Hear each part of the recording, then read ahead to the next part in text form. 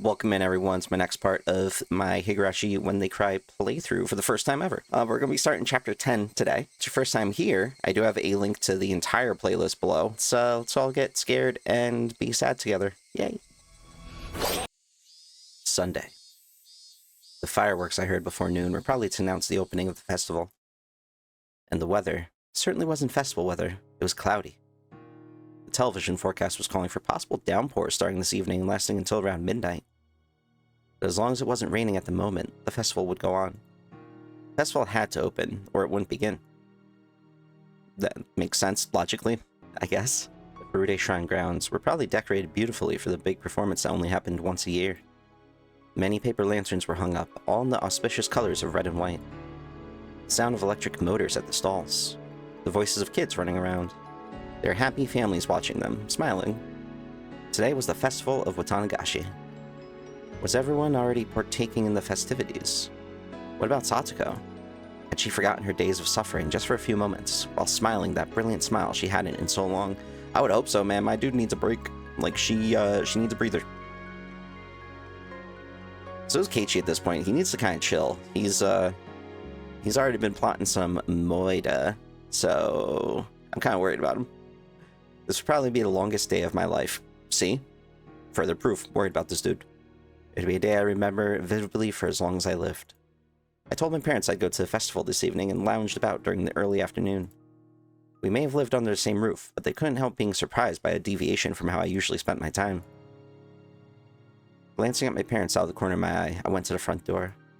I tied my shoes just a little tighter than normal, as if to express the firmness of my resolve in those knots. When I decided to murder Satoko's uncle, I was in such a state of excitement I almost went crazy. Almost went crazy. Almost. Yeah. And when I was planning out the act of a moida, which went directly against all the morals fostered in me thus far, I was in such a state of calm I almost thought I had lost my emotions. And then, yesterday, when I learned Satoshi had made exactly the same phone call as me, I didn't know how to describe the muddled feelings I had then. And now, entering today. Right now, I lacked all the emotion I possessed until now. To make a simple analogy, it was the kind of feeling you might get right after you wake up, when you're still half asleep and you don't feel anything very clearly. I had no anger towards that man for the violence he committed against Satoko, nor did I feel sadness towards or sympathize with her. I felt no discontent towards my friends who just waited and watched, never reaching out to her without any help, and no nervousness or fear towards the day that had finally come. My dude has completely disassociated himself. Yes. Right now, you could say I was in the best possible condition for carrying out a moida. When it came down to it, I'd probably need to let my violent emotions take control. But right up until that moment, I would be like an insect. I would slowly, surely, and silently move towards my one objective. And then, when I had my prey, I'd attack like a bullet. There is no emotion in that. Just the creeping mindset insects possessed. That sort of sneaking feeling was just the best. I would kill Satoko's uncle like he was a worm. I had to laugh a little thinking that way, thinking like an insect. Yo, he is completely crazy right now. This also makes me think of like all those questions people ask, like, would you still love me if I was a worm? Sure, bro. Whatever you say. Tug. I tightened my laces one more time and walked out the door. I brought the shovel out of the front storeroom. I would need it to dig the man's grave. It's an intense thing to say. The shovel was a convenient one made for camping. If I twisted it like so and split it into three, I could easily hide it in my bag. I twisted the shovel and dismantled it. And even though I'd done it countless times before, I had trouble for some reason. Like I was suddenly clumsy now. You've got a lot on your mind. I knew why. It wasn't because I was nervous. My weak-willed self deep within me was hesitant. I knew that the act of dismantling the shovel was the first step I'd take to becoming a moidere. The last twist was conspicuously difficult, but it finally submitted before the strength of my determination. The area around Satoko's house was outside my circle of activity, but even just riding my bike in the middle of the day like this might seem suspicious to an observant person. I definitely want to avoid meeting and talking to someone I knew. With that in mind, I chose the route to my destination carefully. I didn't mind going the long way around. With how long this day would be, I could never be too careful after all. Still, I was fortunate enough not to run across anybody on my way to the planned site of the crime.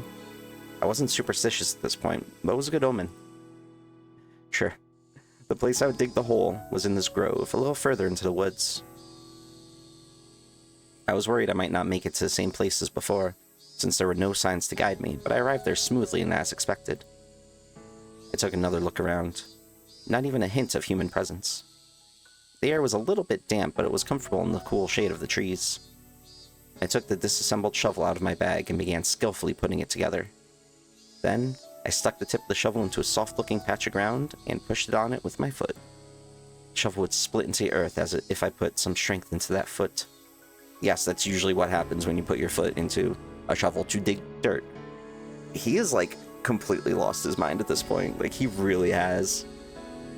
The act of doing so seemed awfully like the point of no return, and it made me hesitate. I was just digging a hole with a shovel, but it made me gulp hard. Calm down, Keiichi, my bar. Let's do a countdown. Get it done on the count of 3, okay? Alright. 1, 2. I couldn't do it on the countdown, despite it just being sticking the shovel into the ground. And I had to count down 5 or 6 times. Damn it, I'm just digging a hole. This is pathetic. No, it's not, man. You should listen to that. That's your, like, inner actual smartness. As I thought that, I put strength into my heel like I was stepping on something unpleasant, and split came the sharp noise.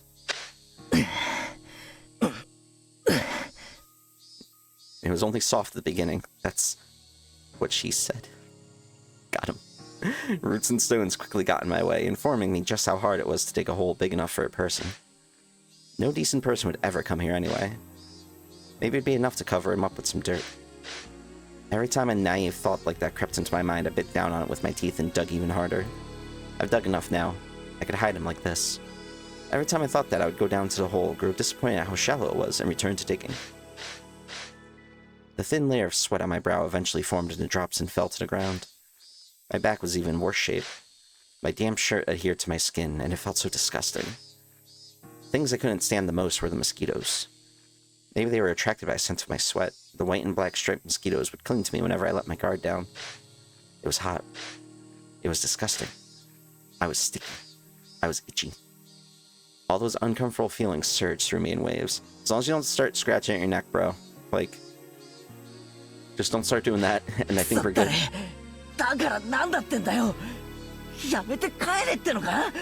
Yes, that's exactly what you should do.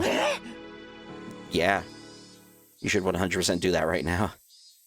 I hadn't yelled at anyone. It was me talking to myself, me telling myself something. Why was I feeling this way and digging a hole all the way out here? What benefit would digging this hole give me? What harm would there be in not digging this hole at all? Wait, in the first place, who ordered me to dig? Nobody. You did yourself, bro. When I thought it over, maybe ever since grade school or even before that, my whole life had only been me doing what other people told me to do. I didn't mean this was somehow constrained, living a life just based on the commands of others. And I didn't mean I was too lazy to try and find my own road in life. Metaphorically speaking, yes, it was like a road. All of life can be kind of seen as a road. I'd never been particularly physically fit. I didn't hit puberty very early, and if all my classmates and I got in a line, I'd usually be on the shorter end. My scores in jump rope competitions and marathons were the very picture of average. And it wasn't like the captains of the dodgeball teams would have a passionate rock-paper-scissors contest to see which would get me. During those kindergarten and grade school years, it felt like someone was only worth how fast they grew and how fit they were. Looking back on it now, it was really uncomfortable for me. Aw, poor dude. The thing that turned all that around was just a few words from my mother. Keiichi? あなた、塾に入る気はない?学校の勉強がわかるようになって楽しくなるわよ。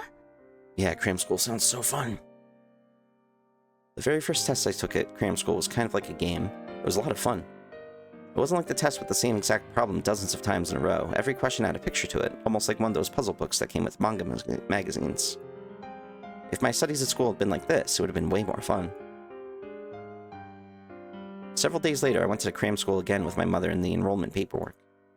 Mom and the person at the cram school had a really long, heated discussion, so I accidentally dozed off and missed most of what they said, but I clearly remember one point. Mom made a loud groan, surprised at something. 61って平均点が61点ですか? 61 out of 100? いえ、違いますよ、お母さん。全国展開する当塾での平均偏差値が61です。簡易式の知能検査でも非凡な数字が出ています。Oh, so he's super smart. まず申し上げて、前原圭一君は大変に頭がいい。I feel like this happens a lot, too, like even nowadays.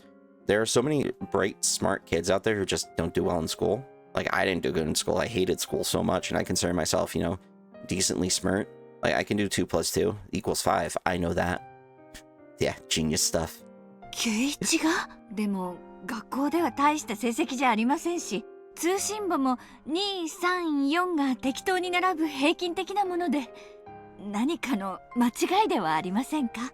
いくつかの知能テストとも重ねましたが、その結果、興味深いことが分かりました。前原君は意味を持たない問題に非常に弱いのです。True. 無味乾燥で自身の生活に結びつかない内容の問題に興味が持てないのです。2たす3は分からなくても、リンゴが2個あって3個増やしたら何個にという形なら理解できるという、その通りです。例えば正六面体の展開図を書けと言われて混乱する圭一君も、サイコロを切り開いたらどんな形になる Interesting. というふうに聞けば見事に答えられるのです。Then the person from the cram school showed her a page from one of the exams I took. It was a paper with questions about construction. Construction questions were unusual, so they were really cool, weren't they? 正二十面体の展開図を書けという問題です。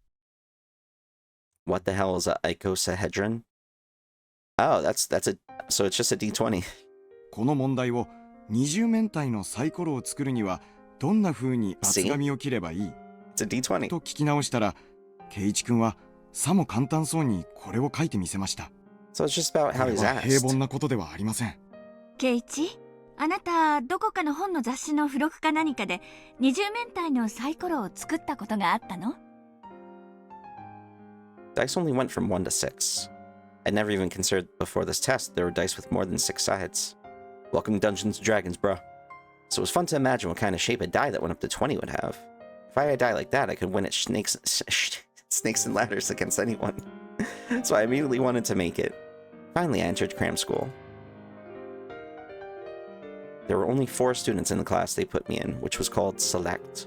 Fancy. It was the highest class, and some of my classmates were in lower classes. And when I remembered how much better they had done at things like dodgeball and the 50-meter sprint, I felt happiness well up within me for the first time. Even if I wasn't as good as them physically, I triumphed over them in other ways. It was fun at first. The more I did, the more I was praised. My teachers at school suddenly started pampering me, and it felt good. My parents were satisfied too, and I enjoyed seeing them satisfied. The more I listened to my parents' commands, the more fun things got. That did happen, didn't it? I grinned dryly in self-deprecation. Because, well, my studious lifestyle didn't end up lasting very long. It was only at the beginning I enjoyed learning more and more. I gradually got along less with my friends. My classes were behind what I was learning in cram school, and I eventually stopped respecting the teachers, given that they could put me asleep with their lectures. And well, I was a disagreeable sort who bragged a lot about how much I knew. And the ways of the world wouldn't let me remain in that state of ecstasy forever. I would do as I was told, then I'd go above and beyond their expectations, and then they would praise me. I was happy for that, and the cycle repeated itself like the wheels on a bike. I thought moving forward like that was how life worked, like a bicycle. When I moved to Hinamizawa, I realized just how inadequate I was. Or it was. Some things happened, and we started saying how moving and getting a change in atmosphere would be nice. And then my father, he had a place that he liked, that he'd gone to a few times to draw the nature. He started saying that he wanted to bring his atelier there. With me in blank amazement, they decided to move to Hinamizawa. And after that, I met them, didn't I? Your friends. The first day after transferring here, I went to the classroom with the teacher. I thought it would seem pitiful for her to bring me in there, so I placed my hand on the door before she could, slammed it open, and set foot into the room. Clatter. The thrilling, powerful way I opened that door was none other than my own determination to try doing my life over again. Fair. That's honestly a good way to look at it. And then, within seconds, that determination took a hard counter to the face. A blackboard eraser fell on me. Oh, got him. Plus there was a huge rock inside. It was a supremely painful trap someone set up. Oh, come on, Satoko's already beating me right from the first day I transferred. That frightened me. I was bewildered. The class was surprised, too. I wasn't just surprised that the students in the class were all in different grades and were different genders. It was because the room felt completely different from the schools I knew. And as I spent more time with them, my surprise continued to grow. This fresh sense of surprise had never left my life, even to this day. Every day was a fresh new surprise. I've never had a single boring day since coming here.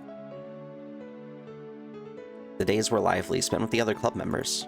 We played Old Maid with cards with scratches on the back to cheat. We let all our passions go wild during our games. The true gamer moments. We went all out as regular participants in tournaments at the toy store in town, and many, many more things. Recently during those times, there was the bento competition.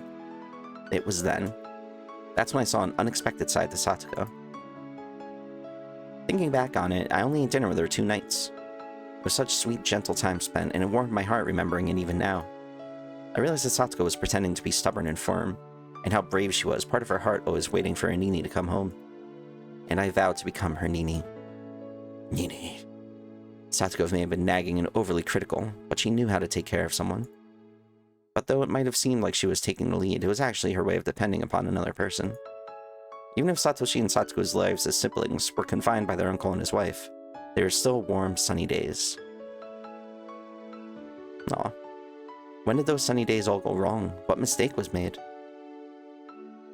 Sometimes there's not even a mistake. Sometimes it's just how life goes. Lamenting tragedies of the past would do no good, and I told myself that so many times, but I did anyway.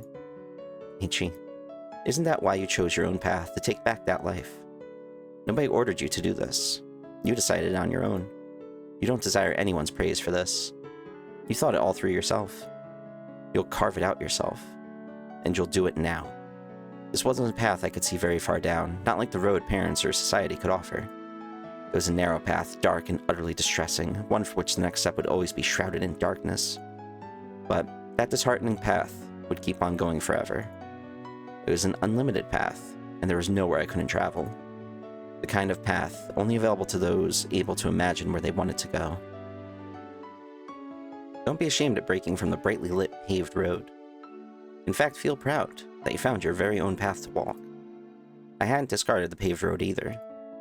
Once I achieved my goal, I would go back to that bright road, and then I'd spend those average sunny days of my leisure, if you can get back there. Like, I don't think my dude's fully considered the repercussions of what he's about to do. Crush. When I next realized that the hole had grown so deep I couldn't believe it. Did I dig all this myself? I don't know, man. Hopefully. Put my shovel into the bottom of the hole. I would drag the body here, throw it into the hole, and cover it up with dirt. Even if it took me time to camouflage it by putting plants on top, it would all go much more easily than digging this hole had. I glanced at my watch. It was almost evening, and I hadn't realized it. I may not have felt the time passing, but digging a hole this deep must have taken quite a lot of time. I took a seat on a slanted rock nearby and wiped the sweat from my brow. Now, once it got a little darker, I'd go get the metal bat I hid in the schoolyard. Then I'd make the call to lure him out. And then, I'd do it. Palpatine it up. The number of things I needed to do to reach that moment were dwindling. I felt that moment closing in on me much more keenly than I did the passage of time. I didn't have any hesitation, but I still felt that, a contradiction. At every step in this process, I had a few chances to hesitate, to turn back, to let myself lose my nerve. You still can. Like, you haven't done anything that's illegal yet. Like, you're good. You can still stop. Having to endure those millions of temptations and wait for when the time was right was an indescribably slow and painful torture. I thought myself acting all weak because of that, but I stopped midway through. This was okay. It was fine. I could detest the abnormal act of homicide as much as I wanted, and it didn't matter. I wasn't going to be a cutthroat killer after today. I'd pass through this strange day and go back to the world I was in before. If I fell to the level of a psychopath who thought nothing of killing, I wouldn't be able to go back to my old life. You're still kind of there. Like, you're kind of right there, bro. So this was fine with me. I didn't have to feel ashamed at hesitating to kill. Because I was human. Facts. It was so funny to me that I'd be the bearer of Oishiro-sama's curse at the same time I was aware I was human. I exhaled lightly and stood. I concealed my presence and sharpened my senses in all directions to search for anyone around but me. Okay, let's go. One step at a time, I would walk my own path. A path no one had forced me to walk. It's just the wrong one. The The cicadas made an annoying fuss. Their chorus covered up the suspicious noise of me breaking twigs underfoot, and their chorus filled the path far ahead of me, letting me know I would be alone for some time. The cicadas blessed the path I walked, encouraging me with every last ounce of strength they had. The sky was far above. In not even an hour, the veil of night would draw near and the sky would be tinted with dusk.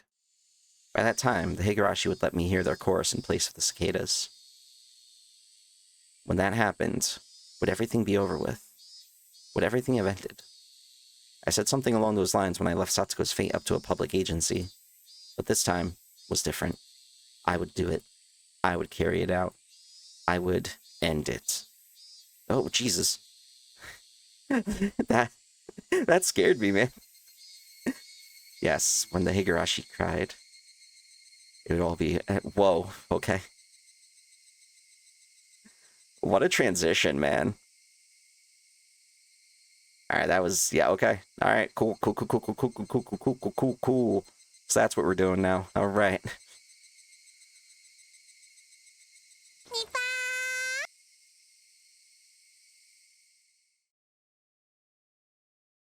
There was nobody at school. Yeah, it's Sunday during the festival, bro. I couldn't hear the playful voices of children. This was the first time I'd seen the school with such a lack of human presence. Still, I quieted my breath and looked around, not wanting to be unprepared.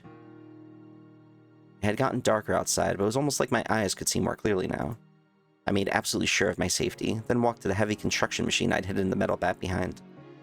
I had a tinge of worry, a premonition, that someone had found the bat and hidden it somewhere else as a prank. If that had happened, would I take that as an opportunity to desist? If it really wasn't there, then the sensation of chilled metal. It was still here where I left it. It hadn't run away. I would hope a bat on its own wouldn't run away. Satoshi hadn't run away. He'd waited here patiently for me. 待たせたな、サトシ。いよいよだが、覚悟はいいか? Through the metallic touch, Satoshi grins at me in my mind. That's what I should be asking, you know? I did this last year already. You should be more worried about yourself. 上等だぜ、サトシ。目に物を見せてやろうぜ。Go get that bread, boys. Satoshi's bat got lighter and lighter, and fit into my hands like it was being absorbed. It didn't feel wrong to swing this. I could move it around so naturally it was like an extension of my own right arm. Of course it felt like that. Satoshi and I were holding our one bat together. Next, I would make the call to lure the man out. It wasn't a bad time for it. My friends were doubtlessly parading happily through the stalls. I hadn't considered where to make the call from. My house and Satoko's were pretty far apart. If I called from my house, I wouldn't make it. Couldn't I use the school phone? But as I thought, the room was locked up and I couldn't get in. Shit.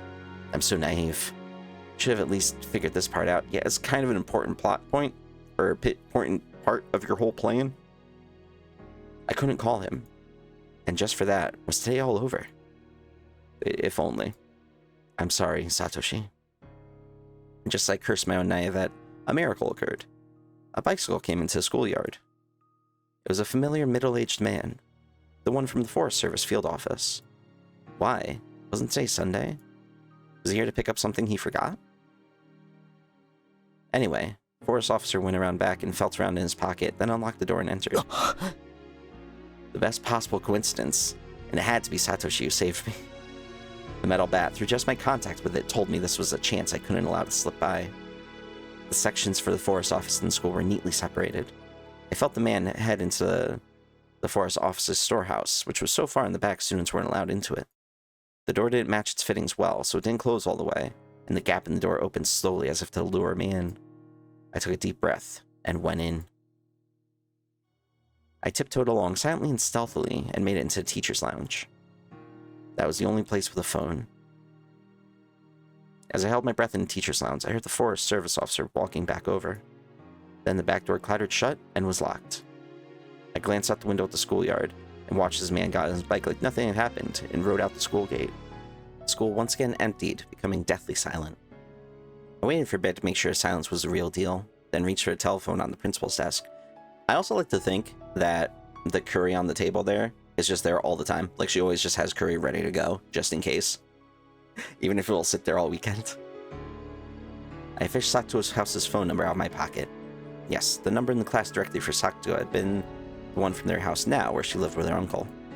I touched the dial with my fingers, and then thought for a moment about what to say exactly when he picked up. Despite how many times I'd gone over it in my head last night, now that I had my finger on the dial like this, it started to seep out of my mind like a cracked bucket leaking water.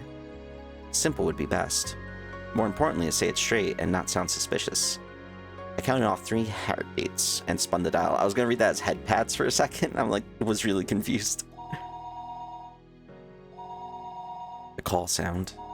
Would Satoko's uncle pick up? Now, of all times, the hope that he wouldn't pick up, and the feeling of doom and the knowledge that I couldn't save Satoko if he didn't, whirled around in a vortex. Oh, he answered. He sounds drunk. It was the voice of a grumpy man like he had just woken up. He picked up. Say your name so I know you're a Hojo, you asshole. Dang. It'd be terrible if I got it wrong. I made up my mind. I had all the initiative on my side.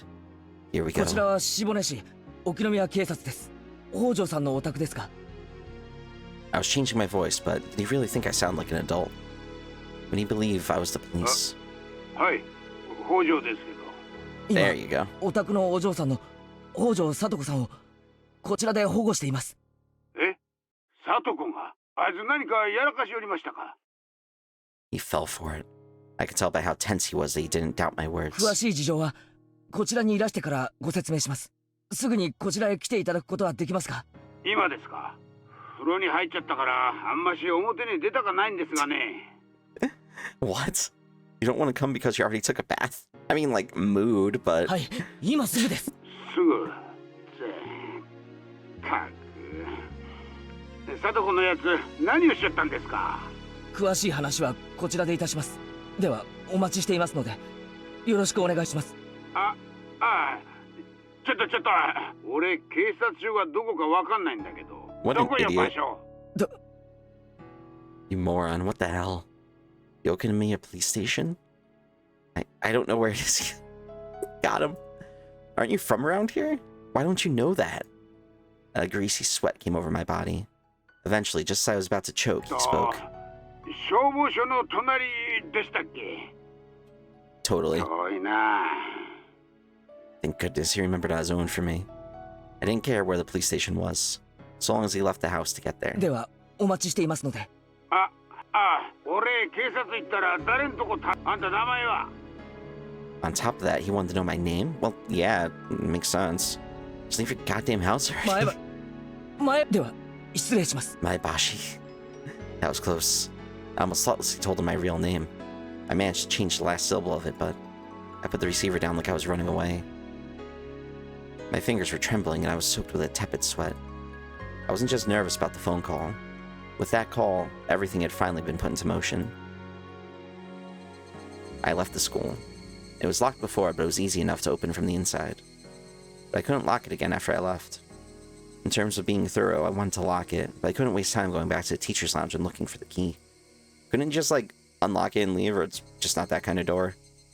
Like, just lock it and then shut the door? I don't know. I needed to rush back as fast as I could and ambush him. I zoomed back to the scene on my bike. If Satoko's uncle got out of town before I got there, everything would be over.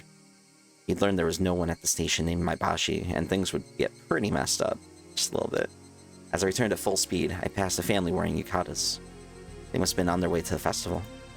Many people in Hinamizawa knew my face, though I didn't know theirs. Even just passing by them like this made me uneasy. I didn't generally come around here, so those living in the area might not have known much about me. That didn't matter right now. I needed to get back as fast as possible, to control my breathing and to ambush the man. I hid my bike in a thicket and picked up Satoshi's bat, which I just left hidden in the shade. And then I held my breath, waiting to see someone. I wondered if he still hadn't gotten here. Or maybe he went right out after the phone call and passed by here already. I couldn't figure out which it was, and was set upon by an indescribable impatience. Calm down, Keiichi Maebara. Even if he came here already, he'd pass by here on the way back, right? The end result would be the same. It wouldn't change the fact that he'd die. He'd probably be coming on his motorcycle. How would I stop him then? Just bonk him off the motorcycle. It'd be best not to think too hard and just hit him as he passed, or beat him out of his seat. Exactly. The path was made of pebbles. If I hit him as hard as I could and made him lose his balance, he wouldn't be able to help falling. And then, the course of the Higurashi stopped. The sound of a bike approached from far away. I couldn't tell what sort of motorcycle it was from its sound, but I'd seen it parked before, so I'd know. It was getting rapidly closer. It was almost here. If he just went a little farther, he'd cross into that thicket and appear in front of me. I'd take a moment to make sure it was him. Then when I had, I'd put my plan into action. The motorcycle appeared. A few easily identifiable characteristics told me it was Satoko's uncle's bike, without a doubt. Was it really him? Was it really Satoko's uncle? I wasn't making a mistake, was I? I looked at its characteristics again. Its color, shape, and most of all, the man's clothes. And face. Those last feelings of hesitation, I did away with them. Satoko, now, your Nini will end it, okay? Aw. Closer, closer, the bike came closer. Let's go. Satoshi. Oh. Oh man, he actually got his voice in there. Whoosh. I jumped out of the thicket. I used my shoulder to basically tackle the uncle on the bike with all my might. Dude got. He gave a dumb shout as his bike completely lost its balance. Finally it fell, the bike scattering clouds of sand, and after spinning, it stopped. Her uncle tossed to the ground, didn't understand what had just happened, and groaned for a few moments crouched on the ground. Ha, ha, ha. My breathing started to become ragged. No, I couldn't have this emotion. Some weird secretion crossed through my brain and nearly made me hallucinate. Her uncle was groaning. Now was the once-in-a-lifetime opportunity. What was I doing? All the sounds in the world cut off. My mental chaos from a moment ago withdrew like a lie, and I could feel the temperature in my head rapidly cooling down. Tension in my muscles all went away like the strings they'd been attached to had been cut, and let my hands dangle at my sides. It wasn't quite like exhaustion. Have you calmed down now? Keiichi Maibara. Do you need to remember again why things got to this point today? Scrape. Scrape. I stepped over the pebbled path, taking one step, another step, then another towards Satoko's uncle. The more I walked, the more my breathing calmed. The more I walked, the more I felt my body cooling, calming, chilling with frost. Yes. At this moment, this guy had lost permission to live. Oh, what a hard line to say. I just rescinded it. So he mustn't stay in this world any longer. If he lived any longer, if Satoko's misfortune continued, it would be my responsibility for having allowed him to live. I could feel the cooling substance going through my whole body, even down to my I was gonna say caterpillars. Capillaries. Her uncle was at my feet now, still on the ground like an idiot. I smiled coldly at how ridiculous he looked.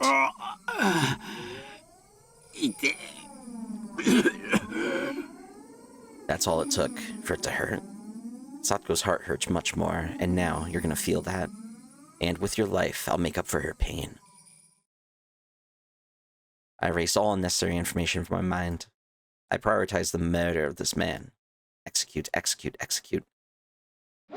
I'm getting so many Palpatine vibes from him. Wham! Oh, the music changed up. Utterly calmly, I delivered my first strike to the back of his head. I wanted to get at the most effective spot. At least during the first moment, I'd have to attack him while he was at his most defenseless. And if he was hit in the head, he'd cover his head.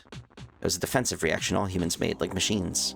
He used both hands to cover his head, so he couldn't pick himself up off the heap he was in the ground. That's smart, actually. Oh, dang. Like pounding... Oh, see, Caterpillar. I wasn't going crazy. Like pounding Caterpillar into dirt, I hit him over and over. If he covered his head, I'd hit him in the side. If he covered his body, I'd go for his head. If he rolled over, I'd strike his feet, his knees, his elbows. I didn't care where anymore. By just delivering one blow after another, I induced panic in him. I retained my overwhelming advantage, but I hadn't done nearly enough to deliver a fatal wound. Yo, my dude is getting a beat down. Her uncle skillfully pulled himself up off the ground and started to run like a fleeing rabbit. It wasn't a judgment he'd made after seeing my face and deciding whether to fight me. Right now, he was fleeing by instinct, just trying to escape from the threat that had presented itself. A counterattack from the more physically capable uncle was what I was most concerned about. He may have run, but it wasn't all that unlucky. And the odds were in my favor. The uncle didn't run away towards people, but off the path and into the woods. How pleasant that he would run in a direction where nobody else was. He was fleeing into strange geography like a rat that instinctively runs into tight spots over and over. Yes, he was no longer human. He was a rat. Not a worm, this time a rat. The blood vessels in my legs expanded and my total oxygen supply increased. I lowered myself to gain the most explosive velocity I could. Without breathing, I became a wind-like shadow and dashed. I crossed thickets, crushed dead tree branches underfoot, and dove through the woods like a bullet. He ran so cowardly, arms flailing as he went. After catching up to him, I didn't need so much as a blink of an eye to strike him again. My senses, mind, and body were all sharpened purely to kill this man. This was the first time I'd felt like this. Well, this was the first experience I'd ever had killing someone. I would hope so. I also wish he kind of weren't doing this, but hey, you know what? I'm not saying the guy doesn't deserve it, because he totally does, but there are better ways to go about it. It felt natural continuing to do this for the first time, and that meant I had this much talent for killing. Or perhaps the act of killing was so simple that anyone could do it. I didn't struggle or grow tired at all chasing a clumsily fleeing uncle. No matter how much he ran, it was like trying to get away from his own shadow. He couldn't get away from me. I could easily aim at his back, his shoulder, and his head even from this unnatural stance. Each time I struck him, he wailed in pain and begged pitifully for forgiveness, but it didn't disturb my mind. I was either excited nor plagued by hesitation like before. I felt sharp. I felt like a carnivore. Of course, so did the uncle, who was trying to run away because he didn't want to die. He didn't want to be eaten like a herbivore running with all its might, trying to get away. Despite all the attacks, despite all the hits, he kept on fleeing without even staggering. How? And despite the bad footing in the forest, he impressively never tripped over anything. But there was no need to admire that fact. It was simple proof that he was no more than an animal. If he was chased, he would run. If he was going to be killed, he would run. He bared his fangs at the weak, but couldn't oppose the strong whatsoever. He was lowly, vulgar, a diminutive animal. Such a puny little creature had harmed Satoko. Scar after scar to her body and mind, deep wounds that might not ever go away as long as she lived. How is he still, like, functioning?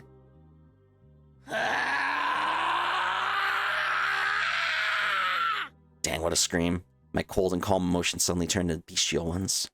My personality changed into something specialized for murder, purely to devour the diminutive animal before me. The uncle gave a puny little shriek, covered his head, and ran. I'm impressed by how much you can run. Jeez. Keiichi is intense, man. This was vicious. Fine, run as much as you like. I will be your death. I will choose the moment at my leisure. Your legs will hurt, your lungs will feel about to burst, your head will hurt from lack of oxygen. If you feel that pain has become worse than death, then by all means, stop anytime. Without turning back, suffocating on his terror of the approaching death, he just ran shamefully onward. He ran, but was chased, his head bashed with the metal bat, sweat and drool flying everywhere, and blood clinging to him. From his mouth came the sounds of coarse, irregular breathing and high-pitched screaming that verged on crying. Ooh. And pleas for forgiveness to someone, I didn't know who. Each and every second was a second of atonement that I granted him. Now, run. Then fall and moan and die. Where did you even crawl out of anyway? You were never here before. If you were never here, you never should have shown up. If you never showed up, our lives would still be fun and enjoyable.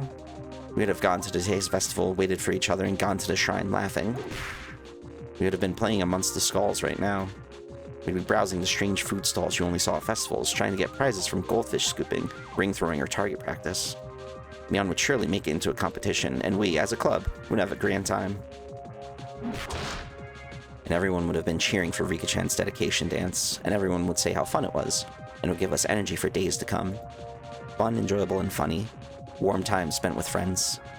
And that would have happened, but it didn't. And that was all smashed to pieces. There's no doubt that would be what the world was like if you never showed up. You were the obstacle, the mistake, the heresy in that world. But I would correct that mistake now. I would erase you and make it so this last week never happened. Tonight was the Watanagashi Festival. The holy night where taking just one life was permitted in the name of Oishiro-sama's curse. I don't think that's how it works. At all. But, you know what, man, you do you. And looked like the Higurashi stopped crying at some point. When the Higurashi cried, everything would end. And the Higurashi silenced. Lowly one. The hour of atonement is at an end. The Higurashi have stopped their crying, thus it is the end. The end. You don't have to run away anymore. Die with those dirty brains of yours smashed everywhere. I can't do like the screams. Ugh. Lightning and thunder struck like an explosion. It was so loud it shook me to the ground. It shook the ground and I smelled gunpowder. The response I got this time was clearly different from the one before.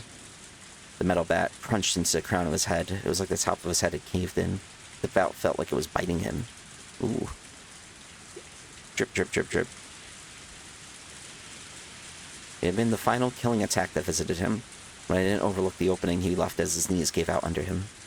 I remained alert for a few moments, then thud, thud. He planted both knees to the ground and then fell forwards, burying his head in the ground.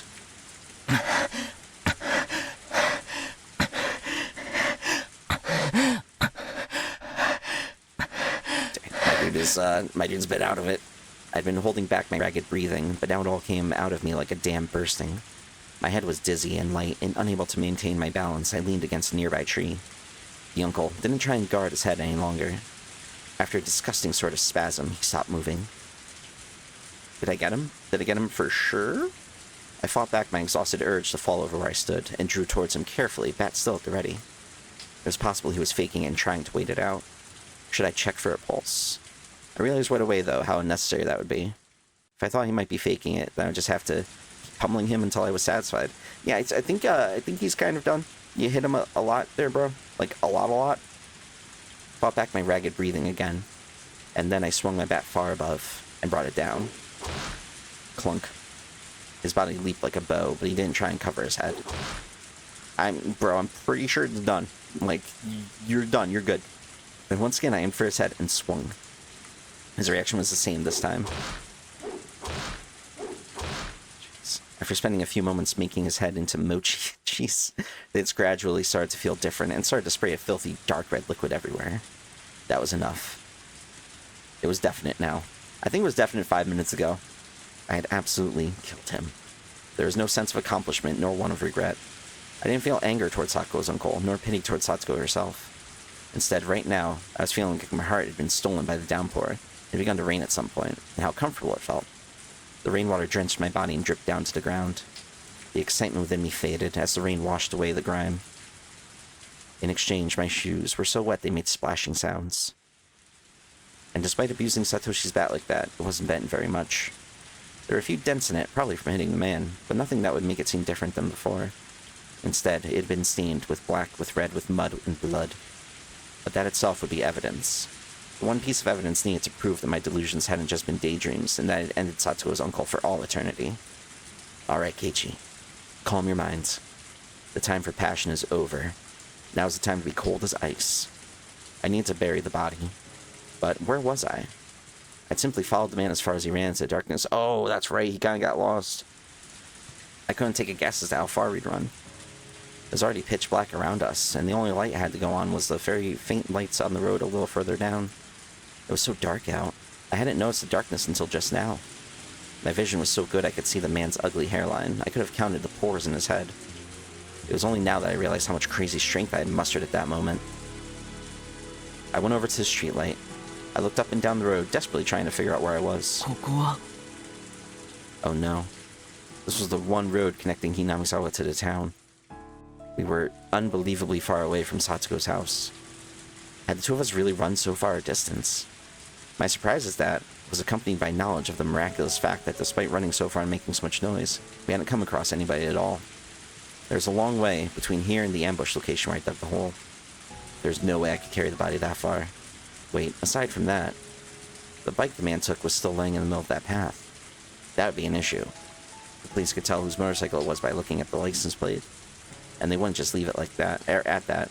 Thankfully, the corpse was in a dark forest. In terms of urgency, dealing with the bike would come first. And I wanted to get the shovel back from where I'd left it next to the hole. I shouldn't drag the body there. I would have to deal with it right here. Fortunately, the ground was like mud from the downpour. It was more sludgy here than where I was before. I might be able to dig a grave quickly here. Of course, my bicycle was still over where I'd left it too. It still wasn't over. Homicide had only been half my goal. Jeez. The other half would be just as important as the first. I would completely hide the body, not allowing a beginning to happen. I would erase the man like he never existed and regain the peaceful times we had before. I bent my head backwards and calmed my mind even further. The vague water droplets struck my brow mercilessly. They were actually quite comfortable, and for a while let my desire have its way. After confirming that I was sharp again, I started running through the rain. The motorcycle was in the grass on the roadside. Considering how it looked, belted with rain and covered in mud, it actually seemed like it had been laying there for a very long time. The plan was to drop the motorcycle into the swamp. The swamp was a bit of a walk from here. Yeah, the motorcycle was probably heavy. I lifted the bike up. I didn't think it would be so heavy. I was a little surprised. Once I had it upright, it was fairly easy to roll it along. Still, pushing this thing all the way to the swamp was really not something I wanted to do. I could no longer ignore my exhaustion, and it warned me numerous times of how far the swamp was, or how far away the swamp was. This motorcycle, I wonder if I could ride it well enough. Once I got it going, it would be basically the same as a bicycle. Wouldn't it get me to the swamp quickly? A plan suggested by my exhaustion, the anxiety of getting on a motorcycle for the first time withdrew. I turned the key, and then you just kicked this pedal, right? Yeah. Did he actually get it? Oh, okay, he got on. And then I gripped the handlebars, first the right, then the left. Maybe I twisted them too much. The bike lurched and did a wheelie like an angry horse. Jeez.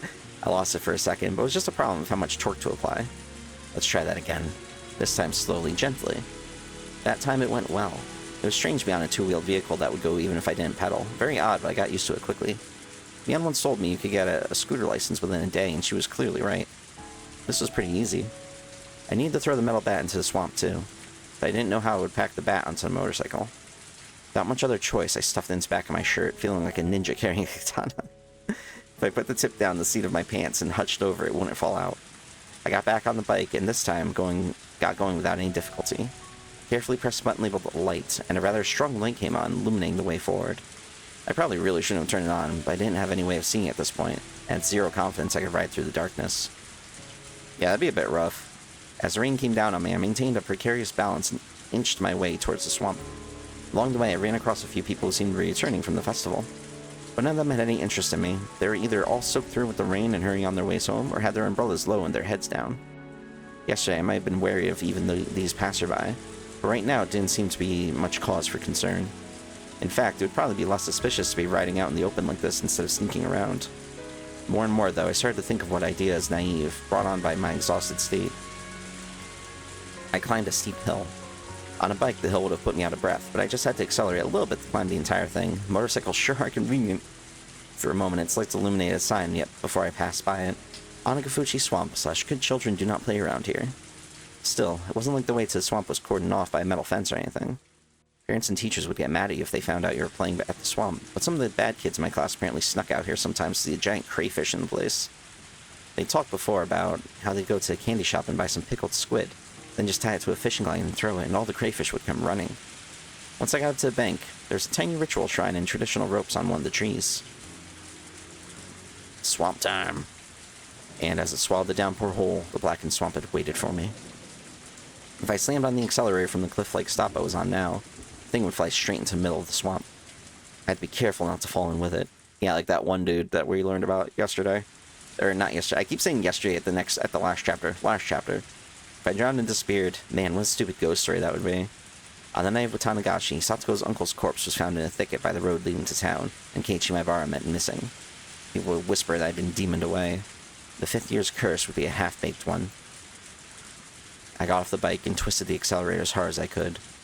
I let go just when it seemed like it would drag me forward. The bike shot off the cliff and was swallowed down into the swamp, leaving a far fainter splash than I'd imagined. Its surface was being pummeled by the downpour, and the muddy, filthy water was flowing into it. I couldn't even make out the motorbike I'd just thrown in there. It was pretty heavy after all. It would be quickly engulfed by the soft mud at the bottom of the swamp, and it would be pulled deeper and deeper until it reached hell itself. I felt no reluctance whatsoever in throwing the man's motorbike down to the land of the demons, but I did have a tinge of regret about Satoshi's bat. I washed the bat with muddy water, and the gore sticking to it came off easily. I had sort of shared today's events with Satoshi, so I wanted to give it a quiet place to stay. That's how I felt.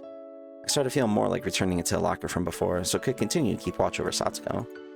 サトシ、俺、多分お前のこと誤解してた。 Other than it's like pouring rain, and he's just standing next to a swamp talking to a baseball bat right now. Totally sane thing to do.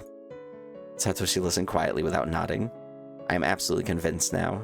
You were the one who beat your aunt to death last year and saved Satoko. I always scorned you and called you a coward who ran away, but I was wrong. To the rest of the world, some deviant was behind that incident, but I know. That was something you did for her. And then you disappeared. You finally got back that peace and lost it within days. So I swear to you that I will live life to the fullest from now on. Live it enough for the both of us. I will live on as though this week, this day, never happened. But I will never forget the short time we shared together for as long as I live. I didn't know what expression Satoshi made as he listened, but as someone who had protected the same girl, I felt he had smiled and given me his blessing. And then, my hand moved of its own accord, and the bat I had hesitated to throw away left my hands and flew through the air. It traveled its parabolic path, spinning all the while, and the swamp absorbed it without a sound. There weren't even any ripples when it hit the surface.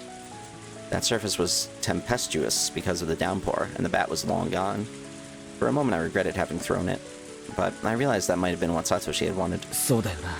俺はまだ感傷に浸る余裕なんかないんだよな。 Yeah, you still have a lot to do. I would return for my shovel, get on my bike, dig a hole to hide the body, and bury it. It seemed like a simple sequence of events, but I felt extremely exhausted, and I had to do it all tonight. Satoshi left me with only the advice that I need to finish this up soon, then fell silent for eternity and disappeared at the bottom of the demon's abyss.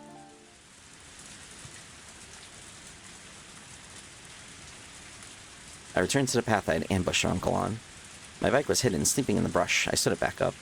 My whole body felt heavy, but I need to finish by the end of the day, even if I had to whip myself to do it. Oh, I forgot something. It didn't just come here from my bike. The shovel was here too. Not good. I was zoning out. Every once in a while, if I let my guard down, my vision would almost go black. Pull yourself together, Keiichi. It's still not over. Yeah, his body's probably to the point of just pure exhaustion right now. I went to the grove of trees and looked for the hole in which I'd hidden the shovel. Unfortunately, I had hidden it deep in the forest, not wanting it to be seen, and now everything was black in the night, and I couldn't see anything anymore. I reawakened my fading consciousness and realized just how big this annoyance really was. おい、マジかよ。 The sweat the rain washed away before came back up to my skin. Deep, deep in the forest where the streetlights could never reach. The fact that it would be so pitch black had been completely uncalculated. With this much darkness, if I had been able to kill him right away like I'd planned, I didn't know if I still could have buried him without a problem. What should I do? I simply couldn't find the shovel tonight. If I forced myself to go deep into the forest, I'd lose even my sense of direction and might actually get lost in there. It might have been an exaggeration, but it was fully possible I'd trip over the tree root and sprain a muscle. Oh right, my house's storage room. There's another shovel there, the same fold-up kind. Can I go back to the house, get the shovel, and give up on finding the shovel tonight? It's not as though the name Nipah is written on the shovel, but it seemed like an unusual item from an important import variety store made in other countries, so yeah, it's kind of a thing that you would be very easy to trace back to. I didn't want to leave that shovel here. But in this darkness, I couldn't do anything. I should give up and go back to the storage room. And there was an electric lantern in there. If I used that for light, I could look for it. But it was so extremely dark, could I light the way with just the lantern? The light of a lantern in this dark night, I couldn't discard the possibility of its drawing eyes. And I doubted if I could find the shovel with the lantern's feeble light. Besides, I'd left the body there for a pretty long time already. My sense of fear, dulled through excessive exhaustion, finally reared its ugly head. Anyway, for now, the most important thing was to hide the body. A shovel being found wouldn't be a big deal, but a corpse? If they found that, I'd share the same fate as Satoshi. First, I'd go back to the storage room at home. Then I'd get the lantern. Now that it's gotten this dark, I might still need the light to dig the hole for the body too. And I'd get the other shovel. And then I'd deal with the body first thing. Once that was done, I'd come back here, find the shovel, and bring it back. I had to do at least that much, but I was so tired. But complaining was getting me nowhere. If I had started getting complacent now, everything would have been for naught. At some point, I had sat down.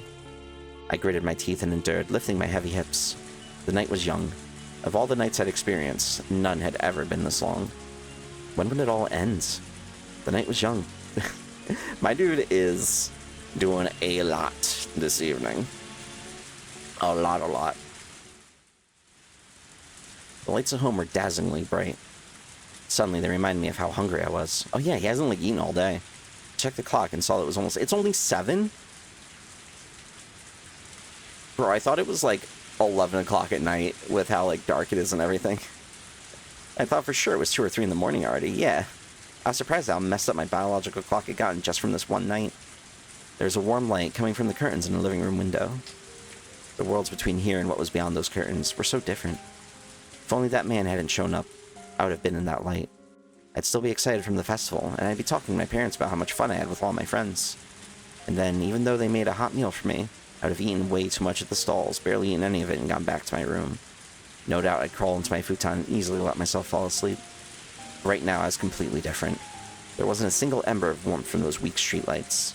Right now, I was unconnected to any time spent with my family, and there was neither warm food nor the time to allow myself to sleep. My body exposed to the cold rain, I knew that I simply had to spur myself on to accomplish what I must. I realized how timid, how cowardly I was becoming. For what purpose did I need to kill someone so badly that was worth feeling this terrible? I'd lost sight of that purpose. I selected the fastest, most fundamental way of saving Satoko, and executed it without hesitation. That man was dead. He was gone. He would never, ever hurt Satoko again. We all thought frantically for days on end about Satoko's problem, and finally, with no options, we gave up, and I'd solved it in one night. By myself, without anyone's help. Right about now, Satoko would be making dinner for her uncle, despite not knowing when he'd return. She might be spending the night trembling in fear of whether he'd yell at her for how it tasted. But her uncle wouldn't come home. She wouldn't have to fear his wrath, nor let him make her feel sad. I see. I did it. I successfully saved Satoko. All I'd been thinking about for a long time was killing that man, and I'd forgotten the feeling that was actually all to save her. そっか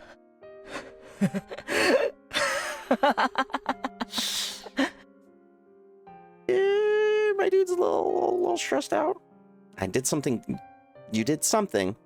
I wouldn't say it's good, but you did do something. That's right. I did something good, didn't I? No.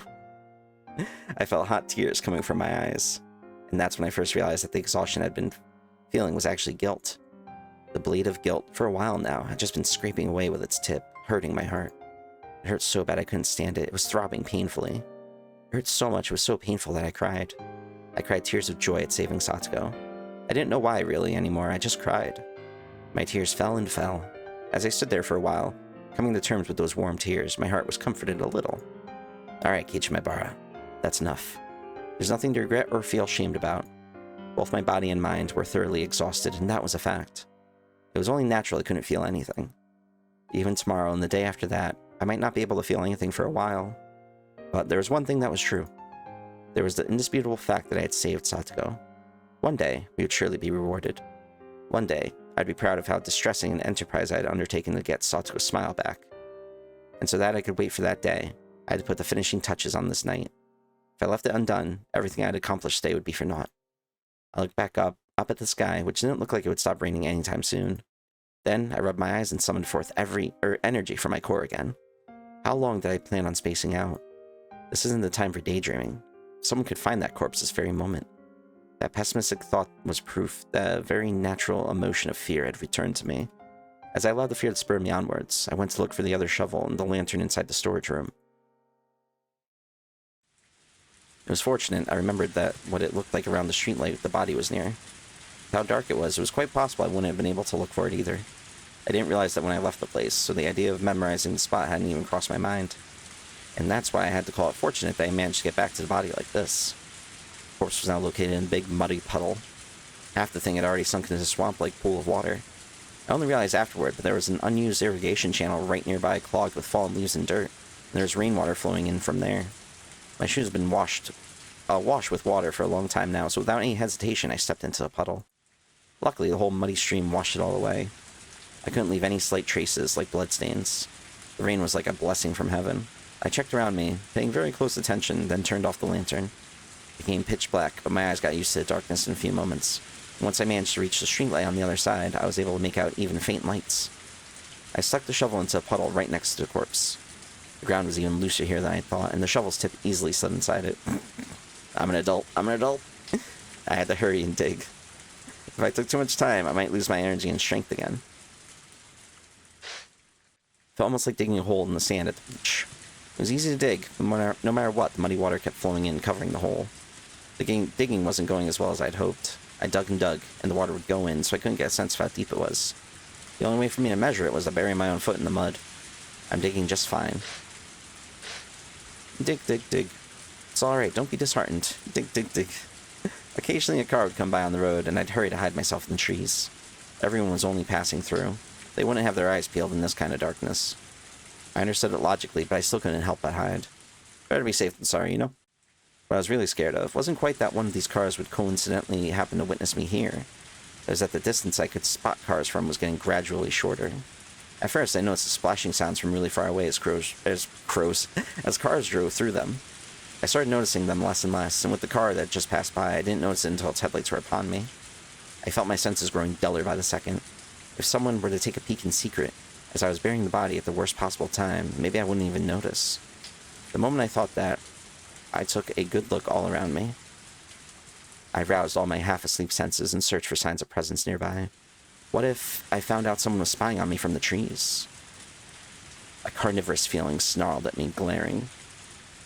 If there was, then I would dig another hole. Bro, my dude's ready to just go ham. Come this far already. In order to achieve perfection, I didn't care how much more I had to pay. I didn't know what kind of face I was making at the time, but it was definitely a fervently glaring one. My five senses reaches the conclusion that nobody was present. I didn't breathe a sigh of relief. How long had I been digging this mud out of here? It was deep enough for me to go up to my knees. Maybe this was enough. Maybe I'd throw the corpse in as a test. I swallowed, getting my breathing under control. Despite how much I'd beaten him, I was afraid of touching the corpse. So instead, I dragged it by the feet to the hole. It took more than just a waggle and a tug to do it. But of course it did. Considering the man's weight, it was easily 80 kilograms. The dude's large. I rallied all my strength and dragged him. At this point, my groundless fears that he might suddenly start moving again had vanished long ago. His body fit perfectly into the muddy hole. It was more than deep enough. Alright, let's bury him. Quickly, quickly, quickly. If I did a perfect job burying it here, everything would be over. I would hide it in the hole, and none of this would have ever happened. When I realized I only had a little farther to go to finish everything, I was racked with pointless anxiety, like I was in a race against time. It was like I was absorbed in a delusion, that if I didn't bury the body quickly, it might come back to life. In any case, in a great rush, I poured mud and dirt into the hole. If I didn't work efficiently, someone might find me here. Until now, I figured if someone saw, I'd just kill them, but not anymore. I was arrested with such absolute fear that if someone saw me, it would all be over. As I finished the work off, it was a total mess. Splish, splash, squish, squash. I drew the surface of the shovel across the ground, trying to make it flat. I was completely covered in mud at that point. The rain washed the mud off my body, but not off my now blackened clothing. My body and mind were caked with panic, with fear, with rain and sweat and mud. My shoulders heaving, I threw down the shovel and sat down in the mud. I was so exhausted that I wanted to lie down right here and sleep. It was over. This time, for real. For realsies, it was over. The man was now in the bottom of the wet dirt. Right this moment, there were traces that this place had been dug up, but the rain and flowing muddy water would completely cover it all within moments. Yes, it was over.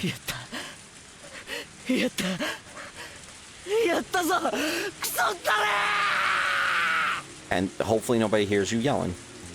And then I fell over backwards, face up in the mud. Raindrops pelted my face without mercy, but I didn't care. After sitting there for a while, resting my mind, I got up again. It was over. So let's go home. We already buried the whole thing. So now it's like it never happened. It never happened, so there's no reason for me to stay out here and get rained on. I wobbled to my feet. I wouldn't use the shovel anymore. I considered disassembling it, but I didn't have the strength in my absolute exhaustion. I didn't really need to take it apart anyway. Dragging the shovel behind me, I headed towards the light. I stood up my bike. It had been laying in the grass by the road. I didn't know how I was going to get the still assembled shovel into the front basket. I put the shovel down the back of my shirt like I'd done with the baseball bat. Unlike the bat, the corner of it was on my back, making it very painful. Plus, if I relaxed my posture even a little, it would fall out behind me. I ended up having to carry the shovel in my left hand and ride my bike using only my right hand. That's difficult in rain. Not only was I in a state of total exhaustion, this was downpour. One hand on the handlebars. I was swaying to and fro like a drunk. But I didn't care. Even swaying like this got a little closer home every time I pedaled. Oh, right. I saw two lights swaying slowly in front of me. A car was approaching. Oh no, I need to get out of the way. From far away in the shadows of the darkness, a car appeared. Its dazzling lights washed over me. The driver made a short honk of the horn to inform me I was in the middle of the road. I have to get out of the way. I kept telling myself that, but not only was I riding one-handed, I was exhausted, so I couldn't do anything. Wobble, wobble, wobble, wobble. I meandered about, not going to the right or to the left.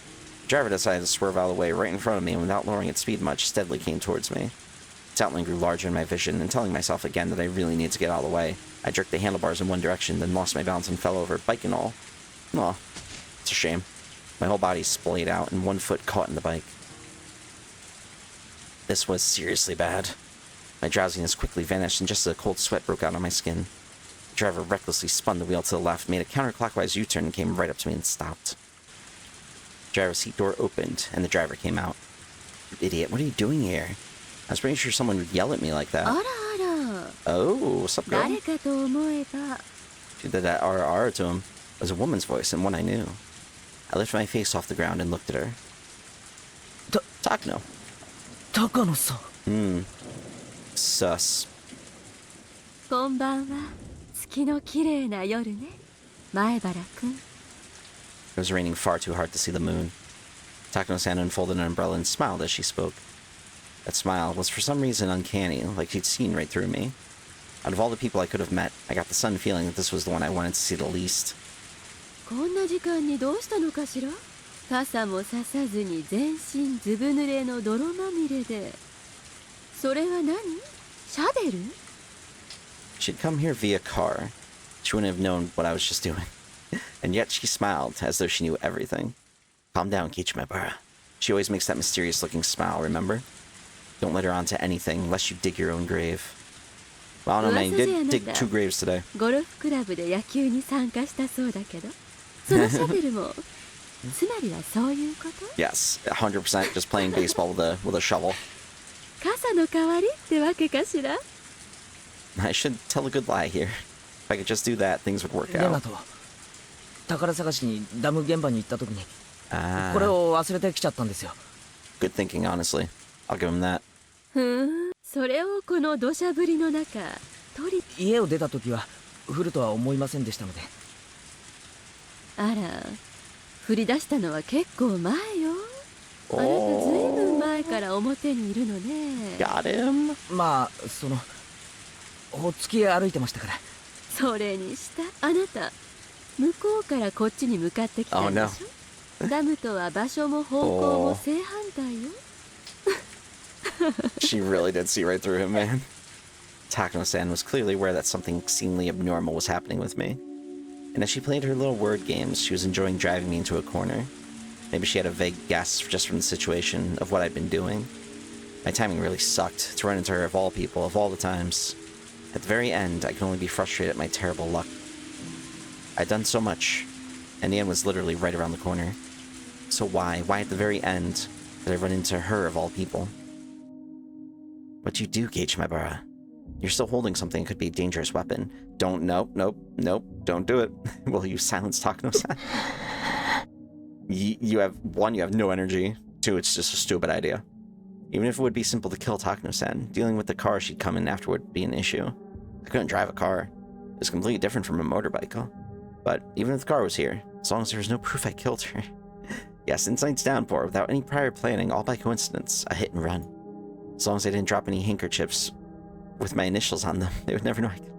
What an oddly specific thing to worry about dropping. A black flame quietly smoldered and raged in the core of my body. 怖い顔いじめすぎちゃったかしら Takano-san started to laugh by herself, then thankfully stopped talking about it. The dark clouds in my mind didn't go away.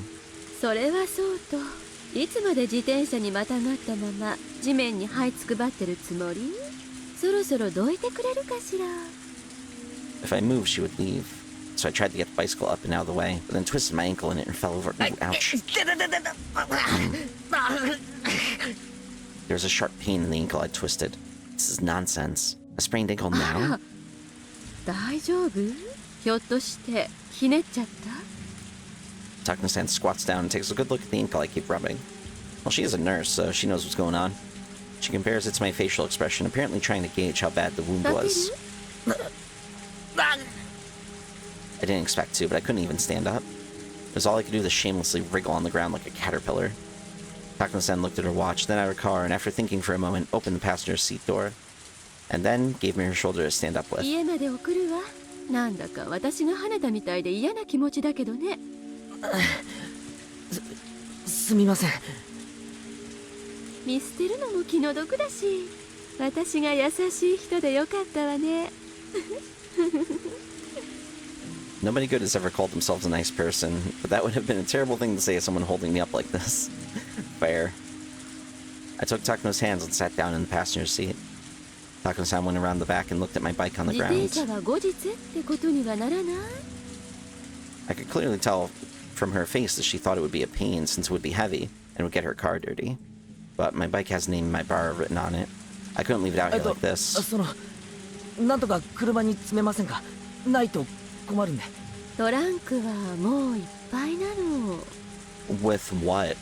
後部座席なんかに積んだらシートが泥で汚れちゃうわ。まあ、あなたを乗せた時点でもう十分に汚れてるんだけれど。What's your trunk full of there, Takano? What you got going on there, friend? Turn back to the back seat and see someone's folded bicycle there already. It still looked big enough to fit my bike in there as well. My expression reflected my thoughts, and the exact thought seemed to get through to her. わかったわわかったわ。積んであげる。今夜だけはお姉さんも優しくしてあげるわ。Takano-san continued with her mean jokes, but she hoisted my bike and loaded it into the back seat for me. The mean jokes were one thing, but couldn't she do something about that eerie smile of hers? And even more importantly than the bike, I didn't want to leave the shovel here. The shovel could be directly connected to the buried body and to me. ついでで申し訳ないんですけど、シャベルもお願いしていいですか？ Takano-san gave me a clearly dubious シ expression. ャベル？別にいいけど大事なもの？ The more I talk, the worse it gets for me. That's how I felt, so I didn't force myself to answer her. Eventually, outlasted by my silence, Takano-san gave a short shrug and sighed. はいはいわかったわ。僕はシャベルがないと困っちゃうんでしょ。そんな怖い目しなくてもいいわよ。 Takano-san brought over the shovel and that was lying in the middle of the road. I clutched it like I'd never let go of it again. Takano-san watched me with a puzzled look. じゃあ行くわよ。前原くんのお家ってあの前原屋敷でいいんでしょ。 I thought his house was just straight up a mansion. なんでみんなうちのことを前原屋敷って呼ぶんですか？だって現にお屋敷じゃない。お金持ちが羨ましいわ。 As she spoke, Takano-san pulled the handbrake and stepped on the gas. After making a skillful U-turn using the shoulder of the road, she steadily increased in speed. From the rearview mirror, that accursed place seemed to melt into the darkness. られた？ What? すみません。よく聞こえませんでした。今なんて？ Takano-san suddenly tried to say something to me, but thoughtlessly I didn't catch it. Looking ahead, Takano-san said the same thing one more time. したい。Which body, bro? Which body are you talking about? 上手に埋められた。 What, bro? Bro, you good? Thought my heart might beat out of my chest, but I didn't let it show. But my lungs were squeezed tight and I couldn't breathe. 何を言ってるんですか？こういう山奥に死体を埋めるときはね、結構深く掘らないと野犬とかが匂いを嗅ぎつけて掘り返しちゃうことも多いのよ。野犬が加えてた人骨で事件が発覚。警察一帯を山狩りへなんて結構ないことじゃないのよ。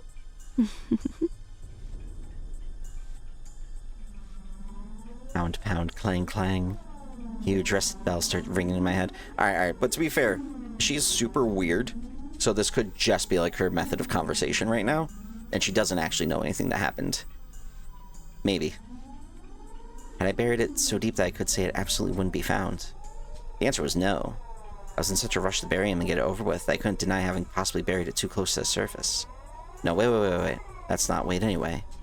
This woman, how does she know? She just passed by here in a car by coincidence. We ran into each other by coincidence. She had been watching the entire thing from the trees, and once I left, she came back in her car? It didn't make a logical sense. So then why? Keiichi Maibara. That's it, you need to kill her. My entire body reawakened and I could feel my pupils dilate. I couldn't possibly beat her to death with a shovel in such a small car. Then I would use my hands and strangle her. But she was driving right now. If I strangled her, we might get into an accident. Yeah, priorities there, bro. Then suddenly Takano-san turned and looked at ボ me. ケもツッコミもなし。 For a moment I was surprised. What was she talking about? 私たちあんまり相性は良くないみたいね。 Takano-san said, disappointed, returning her gaze ahead. I repeated the words she said a few times in my head, and finally realized she'd meant it was an off-color joke. I didn't know whether it was really a joke, but I wouldn't be able to fool her no matter how many lies I told. Right now, with her driving a car like this, I couldn't kill her. I would have an even harder time doing it when we got back to my house. That moment we met, that had been my best chance. And to have missed it so easily, it hurt. After that, Takano-san didn't say a single word. The car was completely buried in an almost suffocating silence. What kind of woman had I run into? With everything that happened today, I managed to pull it off, and at the very end of it all, I just had to go home and go back to sleep. What bad luck.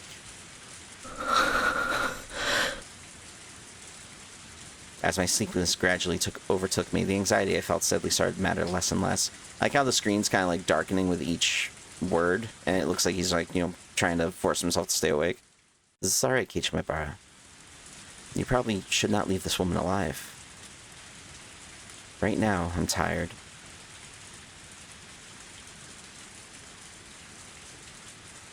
She stepped on the brakes and I jerked against my seatbelt. Whoop.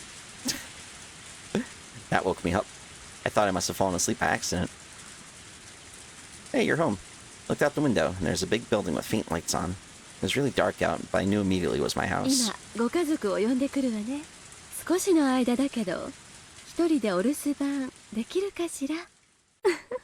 バカにしないでください。それにほら、もう大丈夫です。一人で歩けますから。あらあら、さっきは痛そうな顔して肩まで借りたのに。He was just being smooth and just, wanted you to carry him. See? お姉さんに甘えてみたかったから。Keiichi's smart. Even in a situation like this, my dude's got the riz, as the dudes say. As Takano-san spoke, she left the car and opened up her umbrella. The sound of falling raindrops was fierce as always. I carefully reached down and rubbed the ankle I'd twisted. There's still some pain and a little weirdness, but they weren't that bad anymore. Rather than being happy about how light the wound was, I first regretted this whole thing. If I hadn't twisted my ankle, I could have still taken the option of killing Takano-san right then and there. There probably wasn't much doubt that Takano-san was convinced I was involved in some sort of crime. If she knew about everything happening with Satoko, then she might have even guessed I'd killed somebody. Click. Takano-san opened the passenger side door for me. 本当に肩は必要ないかしら。もう一回だけ甘えてもいいのよ。I ignored her and answered by getting out of the car by myself. The rain was still pretty intense. I got my bicycle out of the back seat. I was a bit curious who the other bike belonged to, but that didn't matter right now. I let Takano-san hold the umbrella over me, then pushed my bicycle up to the front door. ありがとうございます。もうここまでで大丈夫です。My ankle hurt so much earlier, and it still did, but it aggravated me that it hadn't even been that bad. It was really seriously terrible luck. じゃあ、私はこれで失礼するわね。前原くんと二人きりで夜のドライブだったなんて。みんな特に二郎さんにはね。Yeah, my boy might get a little jelly. Jiro-san. Oh, she meant Tamataki-san. I suppose she calls him by his first name. His full name must be Jiro Tamataki then. And then the other bike, the folding one in the back seat that I didn't care about at first, suddenly came to mind. Hey, excuse me, you're from Hinamizawa, right? On the other day before yesterday, as I walked near the dam, half asleep, Tamataki-san had talked to me. And the bicycle he'd been riding, it was... あの後ろに積んであった自転車、富武さんのですよね。Takano-san's eyes, I think they sharpened for a moment. どうしてそう思うのかしら。以前に会った時見てますから、フレームも特徴的でしたし。ふーん。でもおかしくないかしら。Just a little bit, yeah. この自転車が二郎さんのものだなんてことありえると思う？おかしいって。Takano-san, her hair elegantly fluttering, peers into my eyes. だってHinamizawaには民宿なんてないのよ。なら二郎さんは町に泊まっていることになるわよね。そうなんですか？まあ、そうならそうなんじゃないですか？町からHinamizawaまではとても歩いてなんか行き来できないわよね。バスだって走ってないし、せめて自転車くらいはなきゃね。She didn't need to tell me that. That's why Jiro-san was riding a bike. その二郎さんの自転車が、二郎さんは私の車に乗っていないならおかしいじゃない。You're making it sound more stranger than you really need to be. 二郎さんはHinamizawaで自転車なしってことになっちゃうわよ。二郎さんを放っておいて、自転車だけが私の車に積んであるなんてね、ありえないでしょ。 As she spoke, Takano-san's eyes made eyes like a hawk. Unfortunately, I didn't really understand what was so odd. それの何がおかしいんですか？高野さんは富武さんとは仲がいいんですよね。何かのよう Friends. で自転車を積んであげたって別におかしいことだとは思わないですけれど。そうじゃないでしょ。つまりこのHinamizawaにおいて二郎さんとその自転車がバラバラに存在することはありえないということなのよ。以上の理由からこの自転車が二郎さんのものであるわけがない。理解できたかしら？ Takano-san's roundabout way of talking was hard to comprehend. That eeriness I could feel, that vague dreadfulness, I didn't like it at all. But the most wild, instinctive part of me warned me not to pry. あれは私の自転車なのよ。二郎さんに選んでもらったからセンスが似てるのは間違いないけれどね。Nice save. そうだったんです。道理で似てるとは。Oh, 私とあなたは今夜出会わなかった。 alright. I don't think he'll have a problem with that. And now she was talking about something completely different. 何を言ってるんですか？私とあなたは今夜出会わなかった。 I stayed there, not knowing what to say, and Takano-san repeated her eerie, succinct phrase to me again. 私とあなた It's weird words sometimes. 私とあなた出会わなかった。 Something cold and unpleasant crawled up my spine. I knew, because I'd killed a person with my own hands before. Before I came to the conclusion that I only had one chance to beat this woman to death to keep her quiet, and I couldn't hesitate. So I could tell that she'd arrived at the very same conclusion. My instincts warned me again. I wish I'd never met this woman. A faint sense like a rotten smell drifting from this woman was no doubt the exact same sense that I was giving off right now. The very peculiar aspiration, the lack of uncertainty at taking a human's life for a purpose, one that only those who have risen above everything had. Actually, maybe I should have called it nausea. It meant, and I didn't know how to explain this very well, but Takano-san was the same as me. In other words, someone who shouldn't have been here. Someone I couldn't have let anybody know was here. Someone who nobody would have wanted to see. And now that we had, we could calmly pretend as though we never met. Yes. Which meant that, just like I wanted to have nothing else to do with her, she didn't want anything to do with me either. And she, too, wanted to make it so that we'd never met. Both of us wished for the same thing. Our desires were the same, which meant Takano-san's suggestion was extremely practical, and that I couldn't outright refuse. そ Makes れで sense. いいならそういうことでもいいです。俺と高野さんは今夜出会わなかった。そうよね。あなたにとってもその方がいいでしょうから。 She 100% どう knows what し he て did. そう思うんですか？ Oh, い her ち eyes い got ちうる creepy. さいわね。 Her eyes got a bit creepier. それくらい自分で考えられないの、坊や。 Oh god, the boy. She cut me off with the condescending word boy, right in front of my house, in a place most unsuited to killing. And yet, there's a frozen thirst for blood coming from both of us. I would be killed right here, right now. Yeah, then I should have definitely beaten her as we passed each other.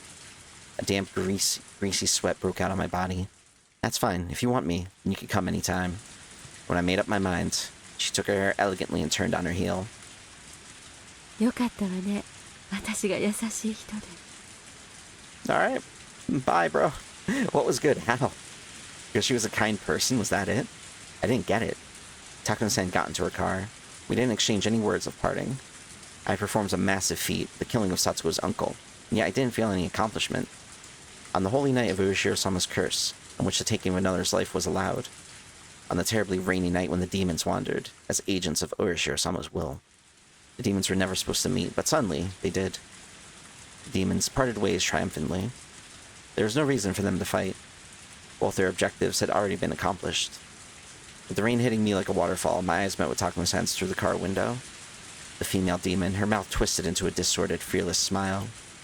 It was too late to kill her. Far too late. The very first moment we saw each other, had been my best chance. And now that we had parted like this, I was acutely aware of it. I should not have let her live. Oh. She beeped her horn quickly. Then her car drove away into the deluge. The one woman who knew what really happened tonight disappeared into the dark. But you guys never met. You never met. You never saw each other that night. So everything's fine. As long as she was alive, this night would never really end. Just get into an accident, I thought to myself. In this downpour, slip on some mud or something and fly face first into a tree and die. That wasn't a delusion, a wild flight of fantasy. It was an earnest wish. Yes. It was a command. Die. Die. And keep your mouth shut for eternity. Oh my god. Because I have no doubt you're wishing for me to die all the same. My curse upon her faded emptily as Takuma-san's taillights disappeared into utter darkness. The car's lights were completely out of sight now. Even the sound of the engine faded into the sound of the heavy rain and was inaudible now. I, too, turned on my heel. To draw the curtains in this insane night. To open my front door and end it all.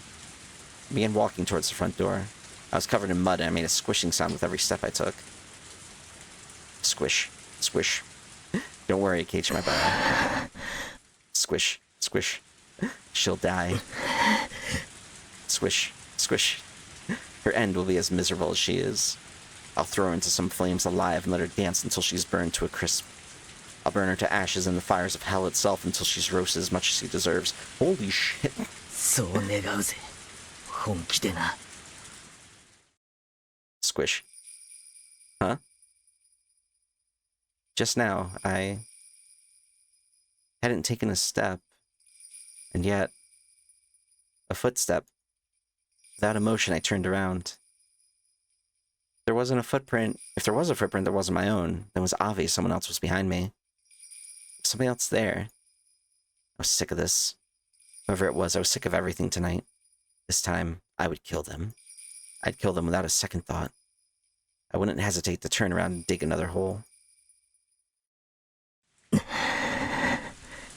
But fortunately, there was nobody there. I wasn't going to have to kill any more people tonight. This night, I couldn't handle any more of it. Even if I heard an extra footstep each time I stopped, I put it down to me just being tired.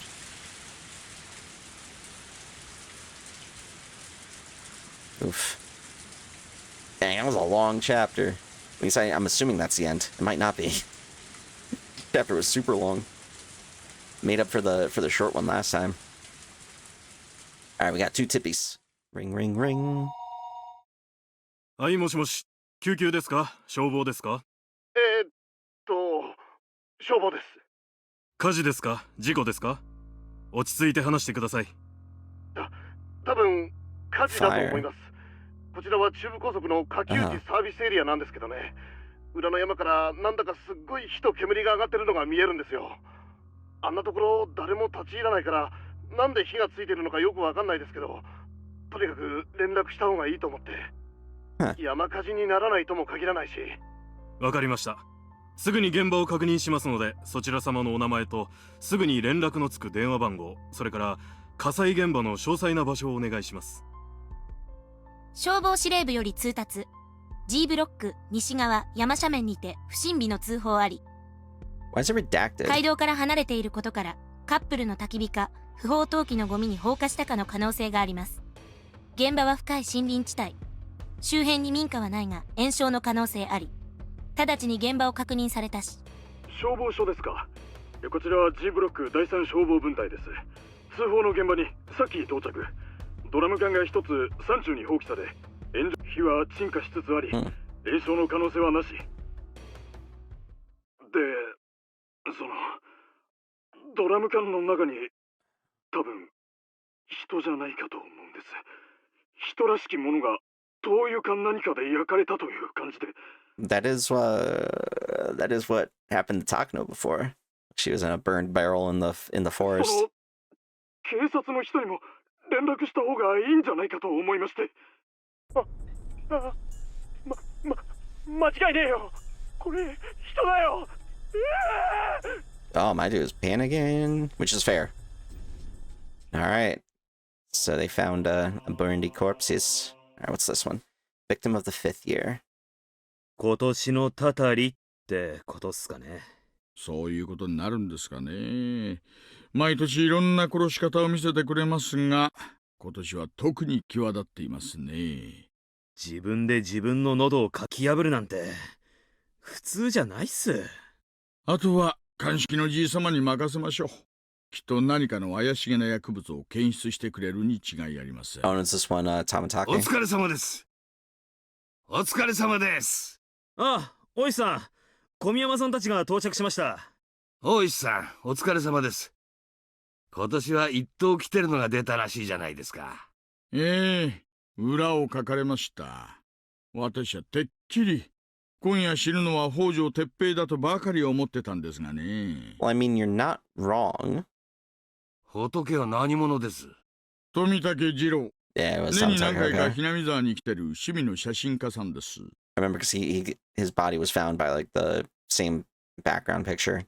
ノーマークだったな。どうなんでしょうね。北条宅にずっと張り付いてたのがバレてターゲットを変更したとか。かなあ。恨めったな。